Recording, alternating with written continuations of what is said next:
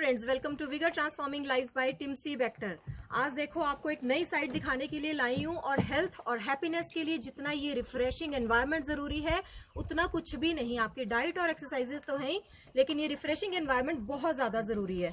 तो आज यहाँ पे हम जिस टॉपिक के बारे में आपके साथ डिस्कस करेंगे वो एक बहुत हॉट शॉट टॉपिक है, बहुत ज्यादा ट्रेंडिंग है।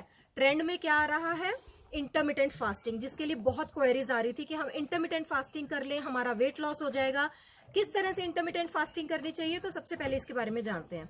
अभी इंटरमिटेंट फास्टिंग होती क्या है? इंटरमिटेंट फास्टिंग मीन्स आप एक इर्रेगुलर इंटरवल्स पे अपनी खाना पीना छोड़ रहे हो, कुछ टाइम खा रहे हो, कुछ टाइम छोड़ रहे हो, और इन बिटवीन आप यही फॉलो कर रहे हो। और इसमें जो ट्रेंड में आ रहा है वो बहुत सारी विंडोज ट्रेंड में आ रही है। विंडोज मीन्स आप 16 घंटे के लिए खाना छोड़ दो, 8 घंटे के लिए खा लो।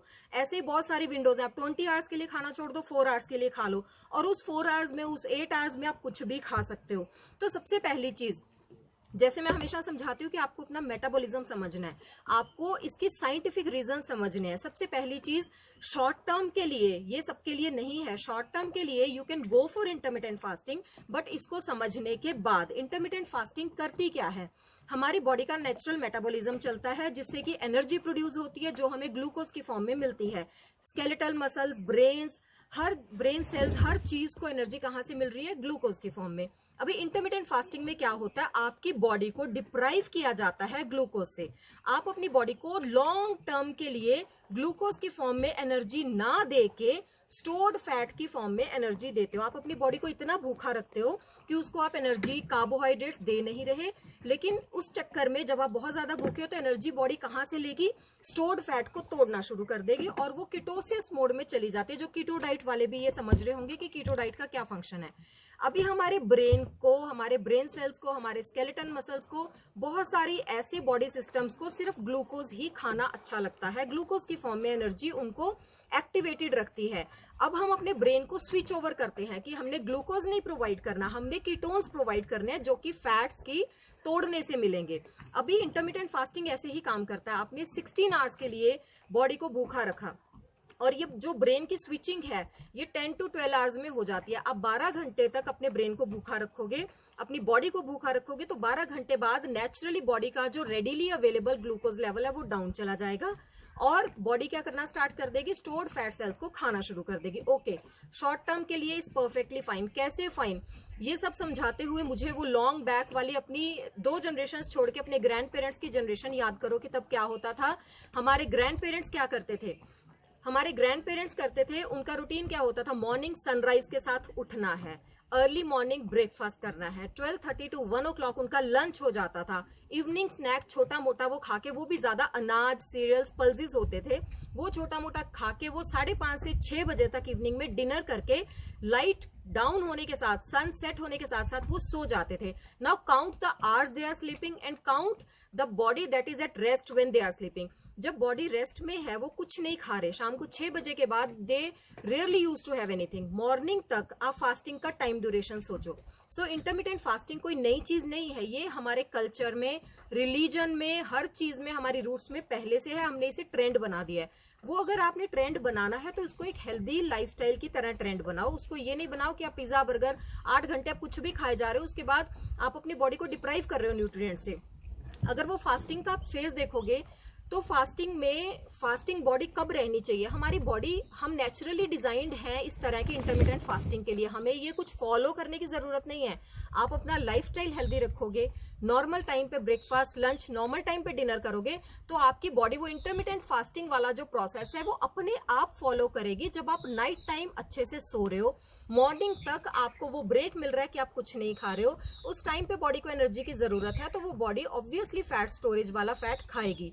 लेकिन दूसरी तरफ अगर आप ये मॉडर्न ट्रेंड फॉलो करते हो इंटरमिटेंट फास्टिंग वाला, तो जो लोग कर चुके हैं they can correlate very well कि जब भी आपने इंटरमिटेंट फास्टिंग करी है तो सबसे पहली चीज, आपको ये नहीं पता कि आपने कौन से न्यूट्रिएंट्स एग्जैक्टली बॉडी में डालने हैं ताकि वो पर्टिकुलर विंडो में बॉडी परफेक्टली सर्वाइव कर सके विद फुल ऑफ एनर्जी।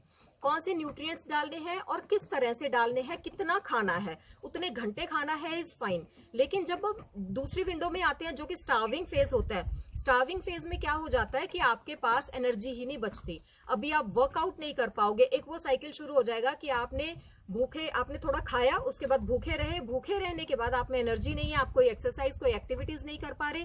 सबसे बड़ी प्रॉब्लम कहाँ आएगी? यहाँ, जब आपको हेडेक्स, माइग्रेन्स, जब आपको स्ट्रेस शुरू हो जाएगा। आपने अपनी बॉडी के इंटरनल सिस्टम को एक नेचुरल इन्वायरमेंटल स्ट्रेस दे दिया है, उसको ये पता चल गया कि वो स्ट्रेस में है बिकॉज भूख लग रही है। स्टारवेशन सबसे बड़ी प्रॉब्लम है। जब हम इंटरमिटेंट फास्टिंग एक नॉर्मल ट्रेडिशनल लाइफस्टाइल में फॉलो करते हैं तो स्टारवेशन नहीं होती बिकॉज हम रात को सो जाते हैं।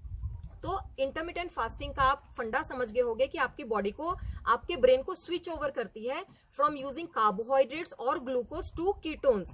कार्बोहाइड्रेट्स आपने यूज करने हैं या कीटोन्स यूज करने हैं? अभी ये इन लॉन्ग टर्म ठीक है, साइंटिफिक स्टडीज जो न्यूरो साइंटिस्ट बताते हैं, जो ब्रेन से रिलेटेड स्टडीज करते हैं, वो साइंटिस्ट बताते हैं, उनका कहना है इसके पीछे ऐसी कोई भी आज तक रिसर्च नहीं हुई जो इसको लॉन्ग टर्म में बेनिफिशियल बोल सके। ऐसी कोई रिसर्च नहीं हुई जो ये बोल सके कि अगर आप डायबिटिक हो, अगर आप बहुत बुरी लाइफस्टाइल इश्यूज से सफर्ड हो, अगर आप थायराइड पेशेंट हो या कोई भी ऐसी हार्मोनल इम्बैलेंस है, तो अगर आप ये डाइट फॉलो करते हो, आप वेट क्रैश करते हो, तो आप हेल्दी रहोगे। ऐसी कोई भी स्टडीज नहीं है, जबकि इसका उल्टा इफेक्ट हमेशा हो सकता है। आप शॉर्ट टर्म के लिए वेट लॉस कर दोगे, लेकिन क्योंकि आपका मेटाबॉलिज्म पे आपने वर्क नहीं किया, आपका ब्रेन डिप्राइव हुआ है, आपकी मेमोरी पे फर्क पड़ा है, तो इन लॉन्ग टर्म ये आपके लिए बहुत डिजास्टर्स हो सकती है। I am not against intermittent fasting, लेकिन उसको करने से पहले आपको उसको समझना है। बहुत सारी विंडोज जो चल रही हैं कि आपने 16:8 करना है, आपने 10:14 करना है, कौन सी विंडो फॉलो करनी है, तो उसमें ऑप्टिमम जो ड्यूरेशन है वो 10 to 12 आवर्स के बाद हमारी बॉडी कीटोसिस मोड में आ जाती है। तो आपने उससे ज्यादा बॉडी को स्टारवेशन नहीं देना, वो भी शॉर्ट टर्म के लिए ही देना है, उससे ज्यादा लॉन्ग टर्म में आपने स्टारवेशन में नहीं जाना है। और इसीलिए मैं बार बार बोलती हूँ कि ये सब ट्रेंड्स फॉलो करने से पहले आप पीछे जाओ, 2 जनरेशन पीछे चले जाओ, उनका लाइफस्टाइल देखो, हेल्दी लाइफस्टाइल फॉलो करो, हेल्दी ईटिंग हैबिट्स रखो, हेल्दी एक्सरसाइजेस करो। ब्रेन के लिए सराउंडिंग्स में रहना।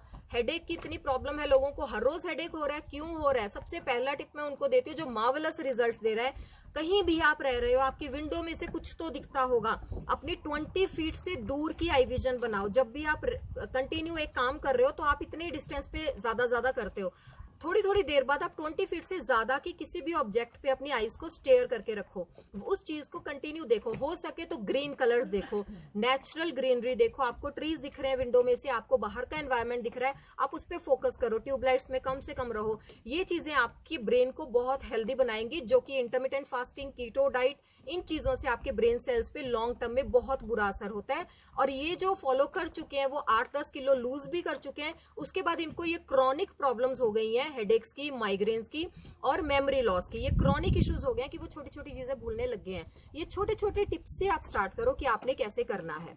सो इंटरमिटेंट फास्टिंग के बारे में आपको आई थिंक इतनी इन्फॉर्मेशन काफी होगी।